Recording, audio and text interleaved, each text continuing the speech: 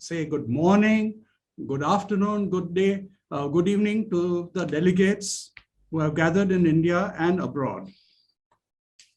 A tryst with geosynthetics. I could have called it my experiences with geosynthetics, or even better still, my adventures with geosynthetics. Well, I would first say that I would underscore the essence of my talk today. Essentially, conservation of the environment and sustenance and innovation, which is essential for all engineers. Let me introduce my team. I have Gautam, I have Yash, Suraj, they are with me just now.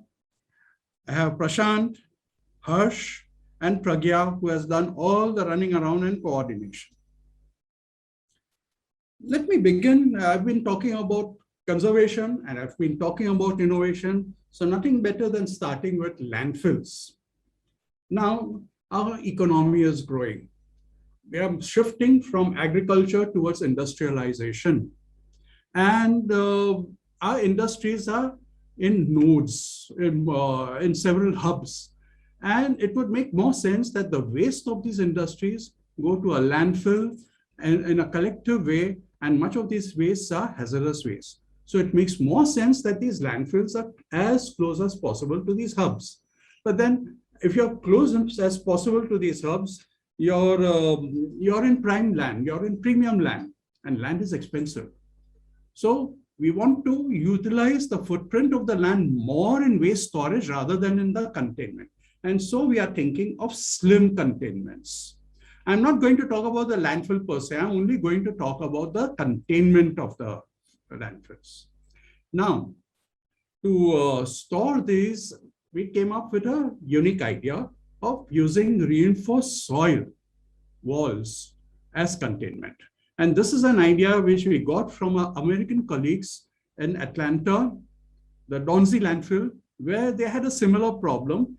You see, they were running short of land, and they had to keep storing the waste. So they came up with a unique system of reinforced slopes, which were narrow in cross section. And this is a part of the construction. You will see two transmission towers also in the background. And this is a completed soil basket slope, which you will see over here. And this is how we came up with the idea for Vapi. Now, Vapi Green Landfill, which is in the middle of an urbanized area. Not a good idea, but at the same time, there it is. We had to expand into that. We had to expand for more storages. So already there were 3 cells constructed, but we had to go in for cell number 4, as you would see over here. Now, this is a congested landfill, congested area of Vapi. This is a sort of, I would say, a color key diagram. Now, to the right, cells 1, 2, 3 were already existing, covered and closed. We only had some small space for cell number 4. And there also, we broke up those cells into 2 parts, part 1 and part 2. And we started working on part 2 because that was more simple to construct a containment of reinforced soil structure. In part 2, we had to construct the reinforced soil containment on the existing embankment, which was at that point of time seemed to be a daunting challenge. So this is the key plan which I will be always talking about. And I will be first talking about the southwest, south and southeast, the not being upwards. And on to the right, you will see the typical cross section of that wall. You will see to the right, we've got a concrete block fascia, near vertical, greater than 70 degrees. And to the left, we've got a very steep slope with 2 berms at 5 meters interval, and the berms are each 3 meters. And you will notice that here we've got the reinforcement common for the slope as well as for the fascia. And this idea was given to us by Professor Gandhi, who happened to be the review consultant over there. So this is how we started the construction. This is the inner slope. The inner slope was taken as a wraparound soil bags. And to the right, you will see that we had to shroud the inner surface, the inner slope, with a sandwich of non-woven, geomembrane and non-woven. And the geomembrane had to be very carefully welded to ensure that there is no leakage out of it. Now, coming to the, sorry, I think I've skipped something. Coming to the outer wall. We have concrete fascia, as you would see to the left, the granular filter for removing the water from the system, and the reinforced soil up, behind that. And to the right, you will see the completed wall. What you're seeing is the southwest corner, and just appreciate the curve that we have managed to get with the concrete blocks. Now we come to the most difficult part. The wall on top of the existing embankment to the east and to the west. Now, this was a major challenge. We didn't know the properties of the embankment. So we took the cross-section of the embankment, we did some reverse engineering, and assuming a safety factor of just 1, we determined the soil parameters by trial and error. And we did a design, and we saw that if we are going to place the reinforced soil wall, it's going to fail. So what we did was we stabilized that existing embankment with soil nailings. And this is the soil nailing in progress. Now coming to the east side, this is the cross section. You'll see the soil nailing, the stabilization also of the embankment. To the right, the work in progress. And this is the west side where we had to do soil nailing also. But here we had to remove the loose material and infill with gravel, which have a self-compacting as well as pervious. This is the completed west wall where the embankment was also not shrouded, and we had to do a shotcreting, but notice the weep holes. And it was a very good thing that we had those weep holes. They were very functional during the monsoons. This is the completed structure. This is the completed structure, but then we were told, no, you can't leave the site until you help us screen the existing embankments. That was another challenge. Those embankments were shrouded with geomembrane, which was untextured. You put soil on it, it just slides off. The slope was 1 in 1.5. So you can understand the challenge. So we decided to put geocells, but the geocells also didn't work on their own. So what we did was we had done a project in Ghaziabad, which I'm coming up, in Ghazipur, which I'm coming up a little later.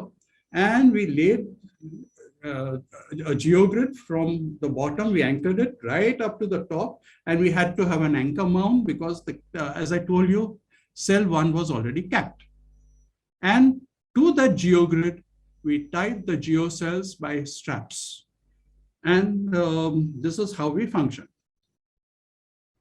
We first laid the geogrid on top of the geomembrane, put the geocells and tied them to the geogrids. And here we are, we've got the anchor mold right at the top. You'll see the detail of the anchor mold, and we just wrapped the geogrid around a pipe which was infill. And the mound itself also is reinforced soil because we had no space over there at the top of the cap. And to the right is the photograph of the work in progress. And so we infill the geocells with soil. Of course, to the left, you will see the uncovered geomembrane. And then we had a lush green slope. And we've faced 5 severe monsoons. You know, the Konkan side, the Konkan coast has very severe monsoons, particularly in the past 3 or 5 years. And this is how the slope is standing very well. Now let me come to Ghazipur, which was the predecessor to this idea. Here also, it was a more simple. The slope was not so flat, not so steep. We laid the geogrids. The geogrids were anchored at the top in a trench, and we put geocells and we infill that with soil. Here we are. And at the end of the day, we had a very lush green slope. This project we did with the help of Professor Manoj Datta of IIT Delhi. Now, let us come to the prima donna of this lecture. A very enigmatic personality. Some people love to hate it and heckle at it. but then it's also got its charisma because thanks to its multifarious application, and it has won many a hearts over the Geocell.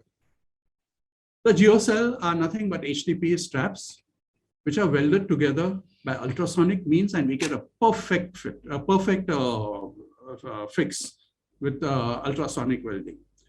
These straps are perforated for free movement of water and dispersion of the pore water pressures, dissipation of pore water pressures, and the straps are also textured for better interaction between the infill soil and the straps.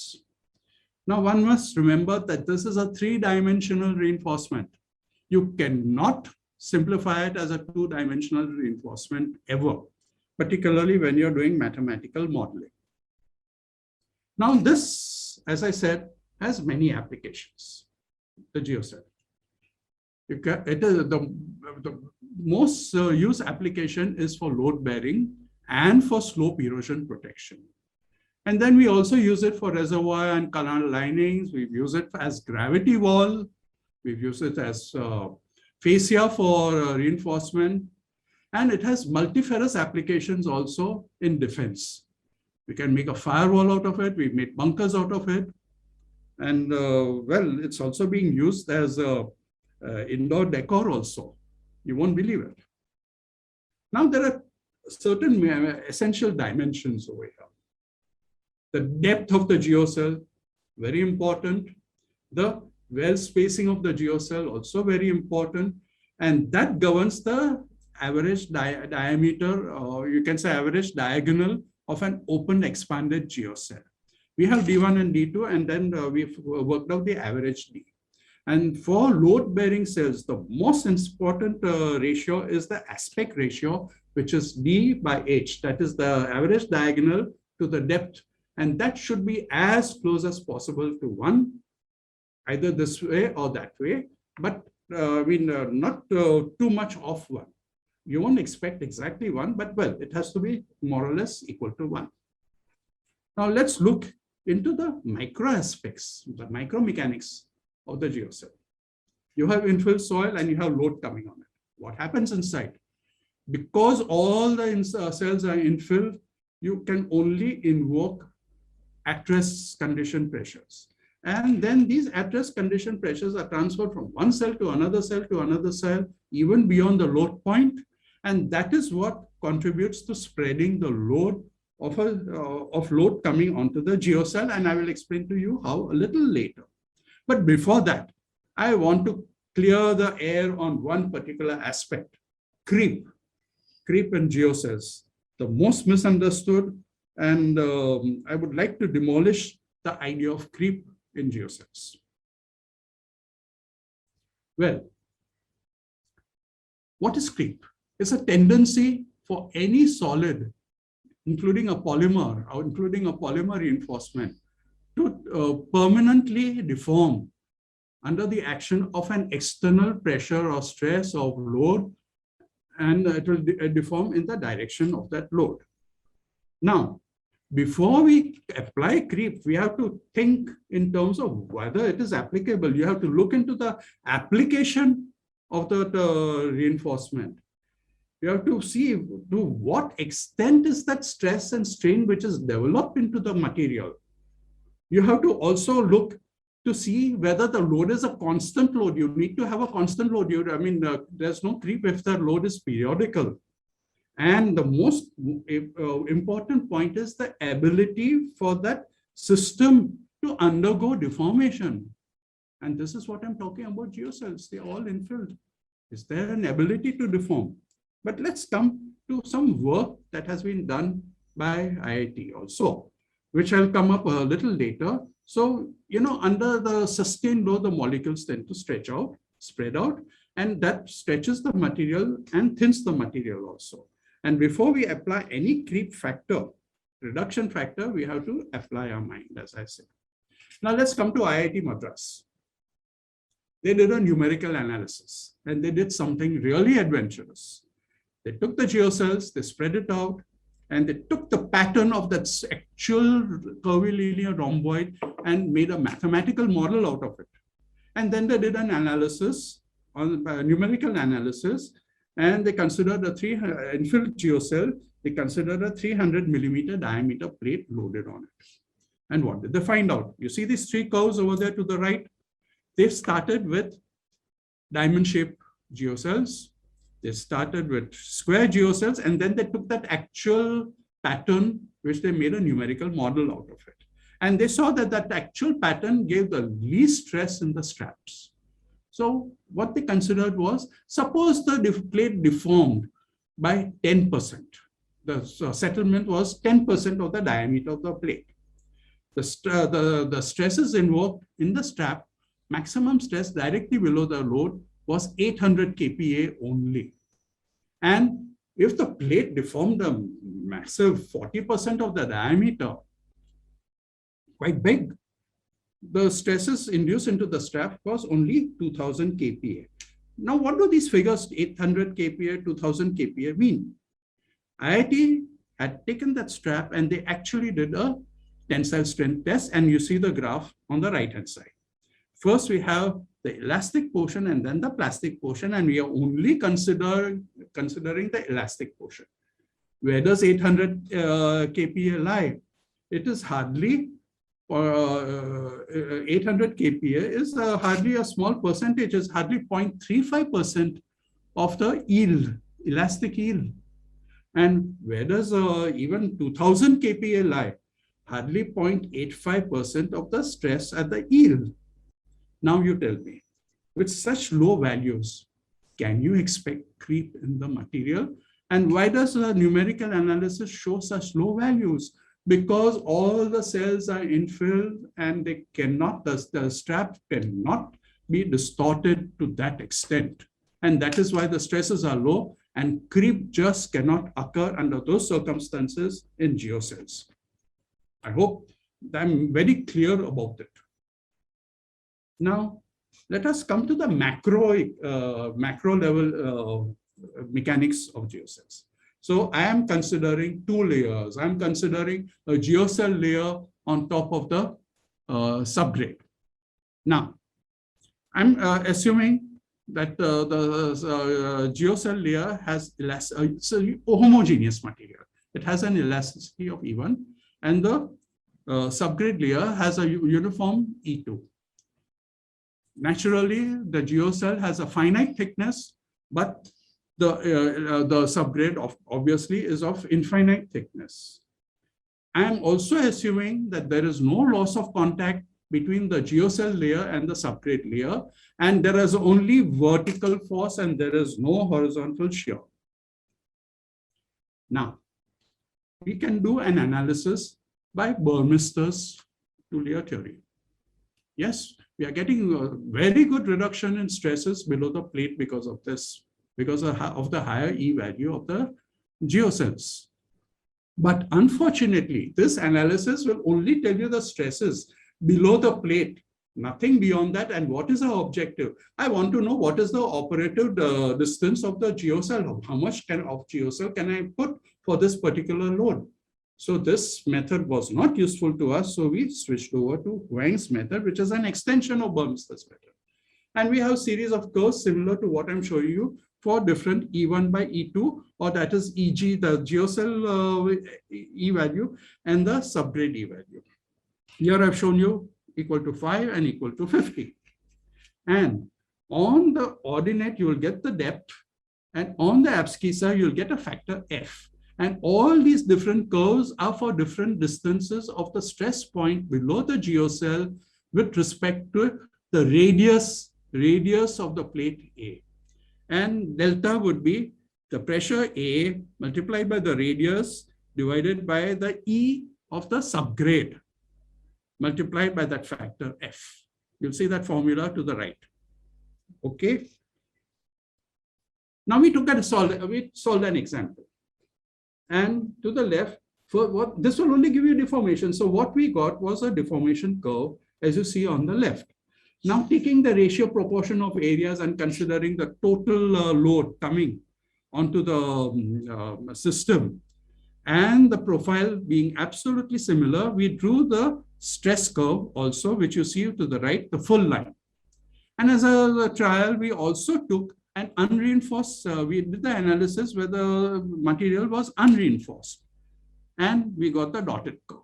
So you see the difference. See the difference in the level of stresses and see the difference in the dispersion also. And we saw that the dispersion angle also was of the order of 70 degrees with the vertical. Now, this was corroborated again by tests at IIT Madras. Of course, that was not the real intention. The intention of the test was something different. But by a coincidence, we got something useful. We had, again, geocells, again, 200 millimeter thick.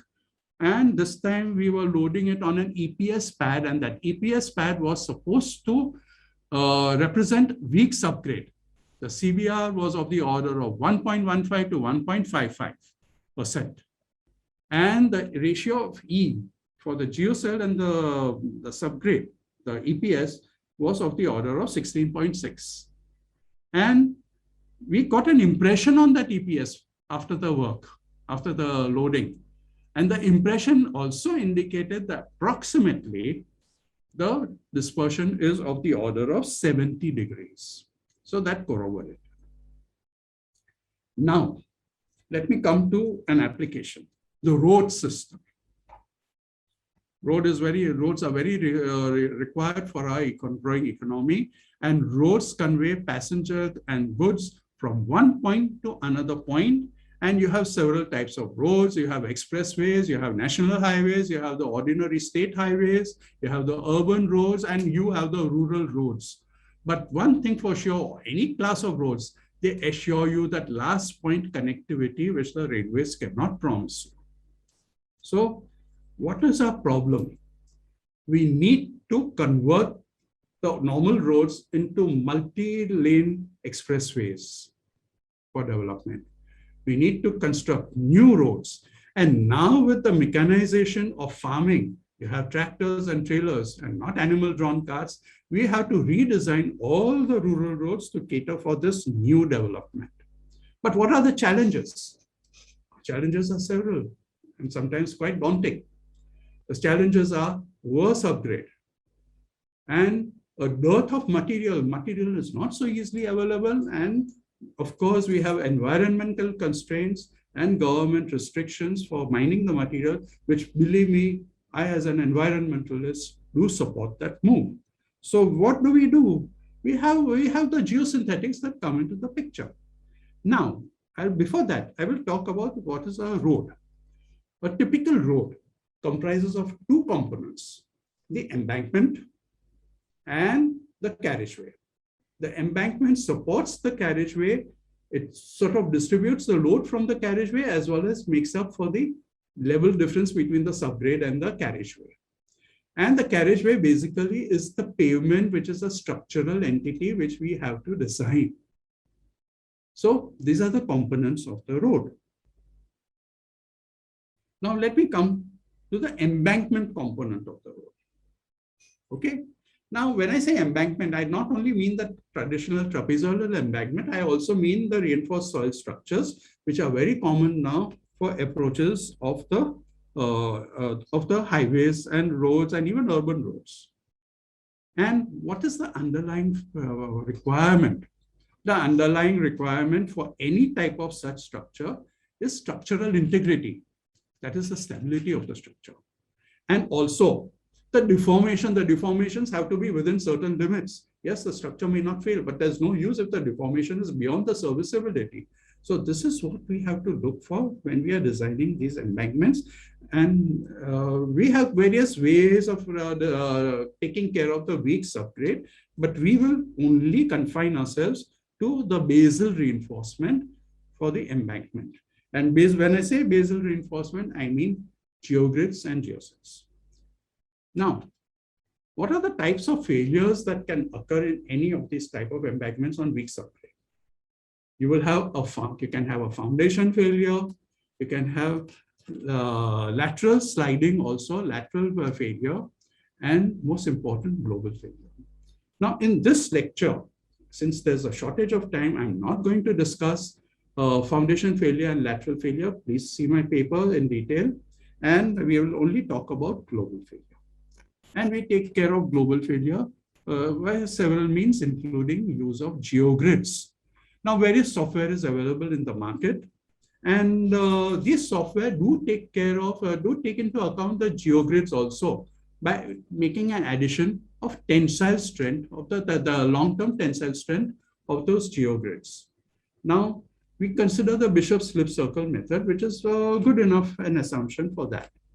Now, when we are considering the geogrid, naturally, the machine direction has to be along the cross-section, but you can use a biaxial in case you're worried about deformation in the lateral direction also. So this is how we would solve the problem. You can use the software, and there it is. The challenge is when you're considering a geocell. Now, as I've said earlier, you cannot consider geocell as two-dimensional, so all these techniques do not work. But the advantage of geocell is you can consider it as a layer. And we don't consider one layer of geocell, we consider several layers of geocell as per the requirement of the design. Now, one point I would like to make it very clear. There is a school of thought that if I have infill material and I consider apparent cohesion because of the confinement of the geocell, you cannot consider that apparent cohesion because once the strap breaks, there's no confinement. But I would like to remind every one of you that we work with a safety factor. We work with a factor of safety of 1.3, 1.4, 1.5.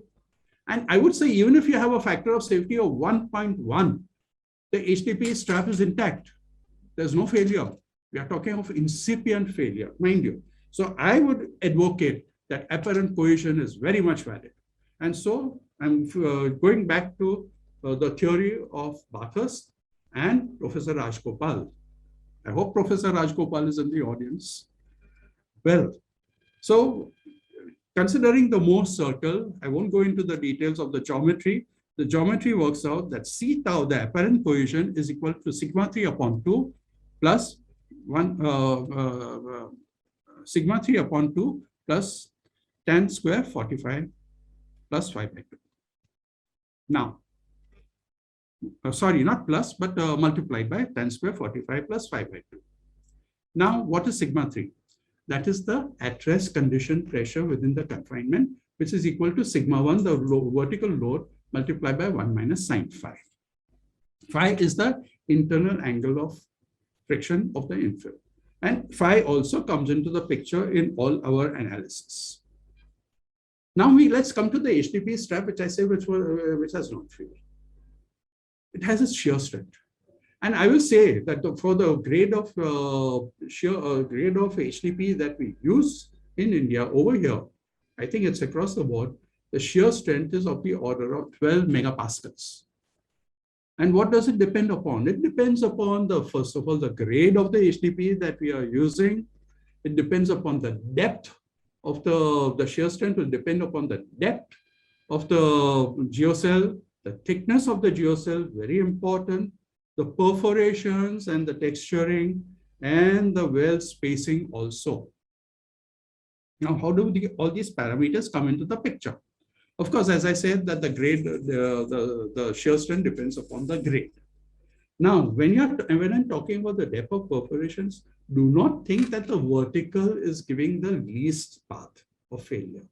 No, it may pass to certain perforation, but you'll be surprised that inclined path gives the least path of failure because it passes through more perforations, all depending upon the pattern of the perforations. Now, coming to the well spacing, you see the number of straps that come into the picture in a unit length of the embankment depend upon the well spacing. And the closer the well spacing, the more number of straps come into the picture. The straps have to be virtually along the cross-section of the embankment. But I cannot have too close a well spacing because I have to keep my aspect ratio as 1. D by H has to be 1. So what do we have now? We have several parameters. We have the angle of internal friction of the infill. We have the apparent cohesion of the infill. And we have the shear strength of the straps at our disposal. And the sum total of everything would be the shear strength of that particular layer of geocell infill with soil. So here it is, we can solve the problem And these are the equations that come into play. We have to count the number of straps and multiply that by the shear strength. Now we took a example. We considered a 4-meter high embankment, and we solved it by RISA. And we solved it with geocells, and we solved it without geocells. With the geocells, with a multiple layer of geocells, we got a safety factor of 1.4, which is acceptable. But without the geocells, without any reinforcement, the safety factor of 1.14. Now, I would like to remind you of one point. Whether you are using geogrids or geocells, you have to improve the safety factor at least to 1 before you start using any of the reinforcement. If the factor of safety is very low, like say 0.7, 0.8, it's useless to even start applying your geosynthetics over here, the reinforcement over here. You'll never succeed. That is our experience also. So this is the pattern. Of course, the figure is not that clear. We need 3 layers of geocell, and we are trying to sort of, the topmost geocell, we are covering the entire embankment for its stability. And then we have 2 geocell layers below that to cover the possible shift of the incipient failure slip circle. Now, let us come to that. I was talking about shear all the while. Now I'll talk about something, the Indian jugaad. We devised an equipment which actually measures the shear strength of a strap. Never done before. So what we did was, this is the machine. Now this machine to the right is a very versatile machine. It not only measures the shear strength of a strap, but by changing the grips, get the ultimate tensile strength also of any geosynthetic reinforcement. And you can check the what should I say, the strap, the well, what is it? The seam peel strength of the wells, by the 4 methods recommended by ISO. So these are, to the left, you will see the grips that we designed for shear strength. And you see we've left a very small gap of 1 millimeter between the 2 grips. One grip is static, the other grip moves at the pace of 20 millimeters per minute, which is the standard ISO speed for all these types of tests. And to the right, you will see the failed strap. And as a result, we of course, we did all the recording by the computer, and we got the shear strength, the elastic shear at 12 MPa on the lower side of the averages. That is how I'm talking about 12 MPa. Fine. Now let's come to the pavement part of the components of the road. Here we are. What do you see? 2 tires and a point A in between and a point B below. If the horizontal strains at A exceed certain limits as specified by the Indian Roads Congress, you get fatigue cracks, as you see to the right. It's also called the alligator crack because it looks like the skin of an alligator. If the vertical stresses at point B go beyond the tensile strengths indicated by IRC, you get rutting.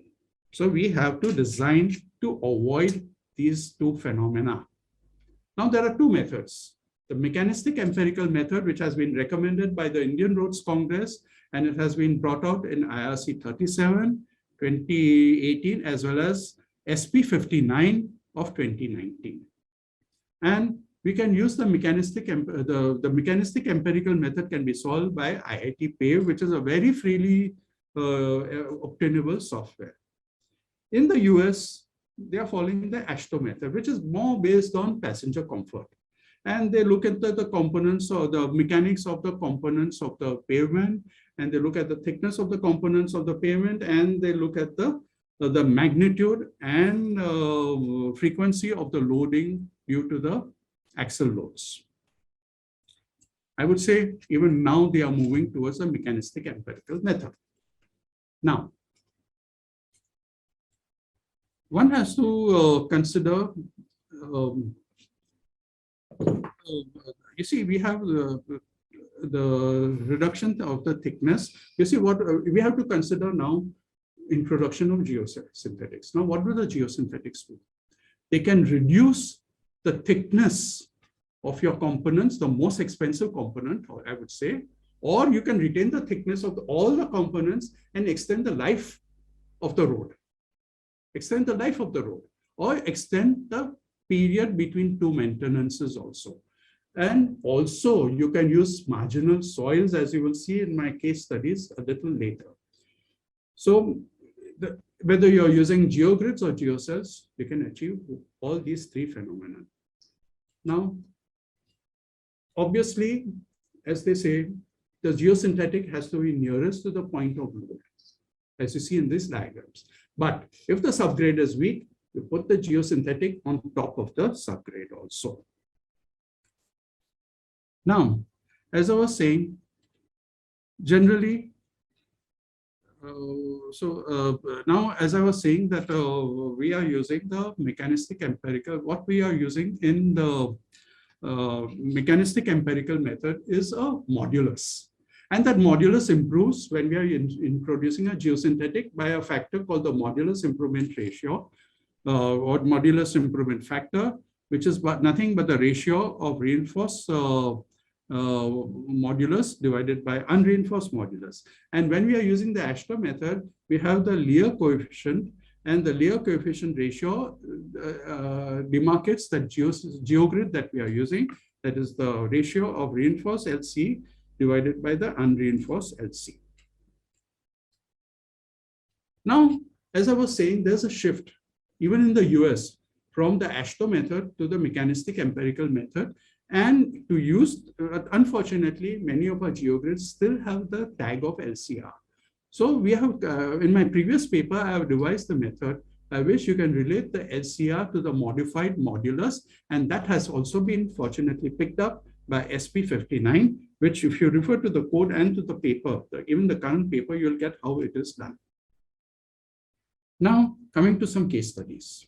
Let's go to marginal soils. We've been talking about marginal soils and nothing worse than the Rajasthan desert. You try to move heavy equipment. Of course, we are very near the border. So you try to move heavy equipment like tanks on that. And the speed is deterred. You try walking on the sand in the beach and you'll know what I mean. And the speed is also deterred and you raise a lot of dust. So we have those geocells. We infill the geocells with the local soil only. We just stamp it over with a bucket of the loader. And we saw that the tanks could move over at a much faster pace and with raising very little dust. And the dust sort of is a telltale thing, which tells you that there is some movement. And by suppressing the dust, you can move quietly. Now we also have another case of marshes. It's a different problem now. Now, you see, if you move a vehicle in the marshes, you get such ruts. Oops. Yeah, you get such ruts. Now, not only ruts, but the equipment can also get bogged down. So we took a 300 depth geocell infilled with the soil nearby. And you see the heavy tank, a 70-ton tank, is moving very freely on this, and also a wheeled vehicle. And if you see the comparison, first we have an unreinforced section, and then we have a reinforced section, and the truck has moved over both, and you see the difference over here. Now comes our price case study. For this particular case study, we won the Construction Times Award. Now this, let me take you into Assam now. At the Assam-Tripura border on NH44, in April 2016, right up to September 2016, we had incessant rain. And the 500 meters of that highway was completely ruined, as you see on the right-hand side. No, and this was the only lifeline for Tripura by land. And the vehicles just could not move, and Tripura was facing a crisis. Now, this is best illustrated by this. You see this vehicle? It had to be pushed by a bulldozer. And guess what the CBR of this material would be?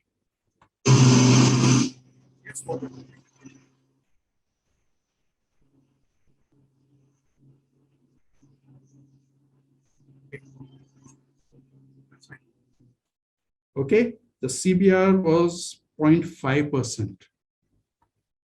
And we were given a challenge. Complete this road because the Prime Minister's office is impatient. Okay, so we considered 2 layers of Geocell. We considered the low CBR of 0.5% and we considered 20 MSA.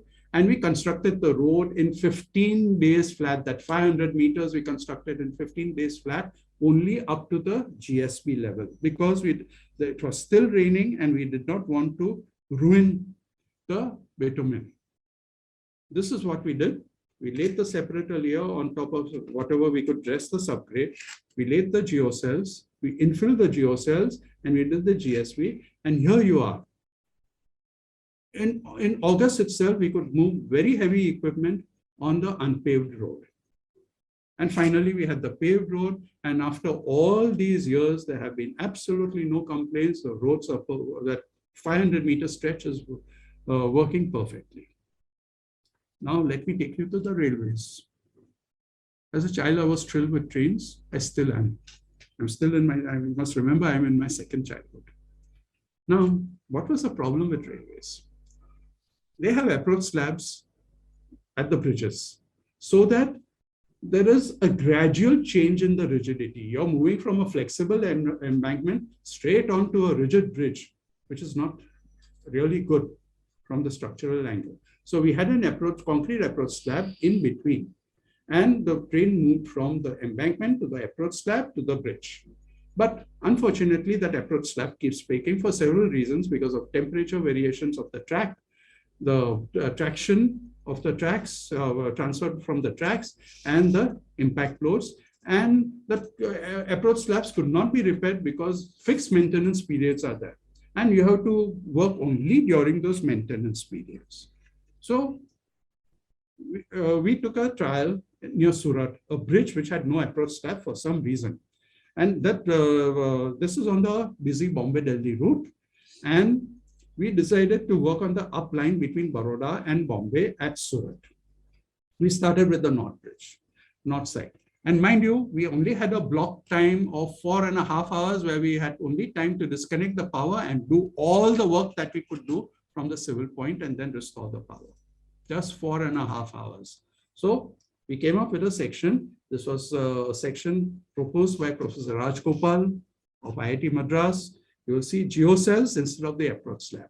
3 layers of geocell, starting with 1 layer, then 2 layers, then 3 layers as you approach the bridge side. This is in the sub-ballast layer. And this is how the construction proceeded. Remove the tracks, remove the sleepers, then work on the sub-ballast, as you see over here. Lay the non-woven, put sub-ballast material, lay the geocells. This is the first geocell, infill the geocells, and then ultimately we have the track. We have laid the track, we test the track for its what shall I say, alignment and gauge and everything. And we also have this, what we call the tamping express, a unique machine which tamps the ballast and it boxes the sleepers well within the ballast. And then what happened? We could move the passenger train. We started with 15 kilometers per hour, and then we shot up to 160 kilometers per hour gradually. It was a success story. There were periodic checks. They checked the gauge, they checked the deformation of the rail, and it was all within the limits. We could move our passenger trains at the required speed, the freighters also at the required speed and the required load. And the success story is such for us in these 9 months that the RDSO has incorporated this section in their guidelines, and soon all the bridges will be having such similar approaches to their bridges. Now coming to another case study, the container yard. Yes, you see, we have containers to be stacked 4 high, 7 high, and invariably the soil is very poor because you have to be near the docks, near the port. Now I've taken a case of Kidapur docks for all cargo. You see, this is the satellite imagery, and this was the case. This was the subgrade that we were faced with. It was earlier used to store World War II material, and then it was given to all cargo to store the container yard. Definitely, we can't use this because we were the containers are very sensitive to deformation, and we couldn't have any failure over there. So we what we did was we had a profile. We made a profile, something like this, where we used the geocells and geogrids. And then on top of that, we had paver blocks. Now the convention is that you have lean concrete. You have densified, dense lean concrete. And that dense lean concrete tends to crack in such circumstances. So we had these flexible geocells. You will ask me, why the geogrids? Yes, we have paver blocks at the top, and we have heavy containers and trailers, the tractors, trailers, moving on that, curving, braking, accelerating, as well as the stacker of the containers. So we had to take care of that, and the geogrids took care of that. Here is the construction, dressing the subgrade, laying the geocells, the first layer of geocells, and then finally the completed project. And after 2 years, they started stacking the containers. Next is the use of geocells for gravity walls. And this I would have taken case of an Ambi Valley, which is near Lonavala, zone 3 seismicity. Now, a gravity wall of geocells is designed exactly like a gravity wall. Nothing, no rocket science over here, please. And we only check for lateral stability at each geocell layer. So we use this at Ambi Valley because there was heavy erosion of a slope, and that was very likely to undermine the plinth and the foundations of a bungalow. Now, this is the section of the gravity structure over here. And this is that bungalow I was talking about. You see how the erosion has taken place. We constructed the walls stage by stage. And finally, we had a completed wall, as you see on the right. And the left shows the batter, the detail of the batter. We had a 300 millimeter depth of geocell over here. We never cared for the aspect ratio over here, for your information. Then the geocells also could be used as fascia. Yes, we did that for an army mess. The army wanted 3 meters extra over a slope for their parking. And this was in Sikkim, zone 4. We designed it for zone 4. Again, it was a simple design, a conventional reinforced soil design. And we completed the project very well on time. And this is the section. And you see that at top, we got our 3 meters requirements. Here we are, the construction and the completion. And we couldn't get the final picture because of security reasons. Now, coming to a check dam. Yes, we constructed a dam out of geocells. Can you believe it? This was a part of a CSR for Heidelberg Cement in Satpara in Madhya Pradesh. They wanted to construct dam for elevating the groundwater for the villagers, for the farmlands around. They tried earth structures, but they were washed out immediately because of the rainfall. So we resorted to geocells. This is the stream that I can show you to the right, but during the monsoon, it's no longer a stream, it's a gushing brook. This is the cross section of the dam, 3.8 meter high, and you must notice that we use heavy duty pipes, it's concrete pipes as spillway. And if you see the profile, we've got a trapezoidal section, a channel to the right as spillway to supplement the pipes. So the construction went on, we infilled with soil, but the outside layer was with concrete to make sure that there was no erosion. This is how the completed structure looked from the upstream side. This, the first filling of the water, filling out the water after the first year also. And then this is the recent satellite imagery of the dam and the reservoir behind. Recent means this year. Now, another useful application is erosion protection. And what we do is we lay the geocells, and here we put stakes where geomembranes are not there. Now, people tend to design the stakes for uplift, but that's wrong. We have to design it for the lateral force. So what we did was we assumed that the stakes were like laterally loaded piles, and we applied Brom's method, and that's the way for different diameters of the stake we worked out the length of the stakes. The detail you'll get in my paper, of course. And here's another example of Bogeybill approach, Bogeybill bridge approach, which is on a very crucial highway. And this is at the Brahmaputra River. And because of floods, there used to be, and rainfall, there used to be regular erosion, as you see over here. So we did a section like this with a little berm, and of course, we laid the geocells, we infilled them, and as you see in the circle area, how wonderful that slope has stood as compared to the rest of the part, as you can see over here. So this geocell was finally adopted at the Bogeybill approach. Coming to the last... Sorry to interrupt, Bagli Saab. Please try to conclude within 5 Yes, I'm almost near conclusion. Yeah, thank you. Now, reservoir linings. The geocell can be used for reservoir lining and infill it with concrete. There are several advantages, including the flow advantage. And we have actually calculated the crack width also for 60-degree variation of temperature for a case in Abu Dhabi. And we got a crack width of only 0.1, but not considering the texturing and the perforations, which would further reduce the crack width.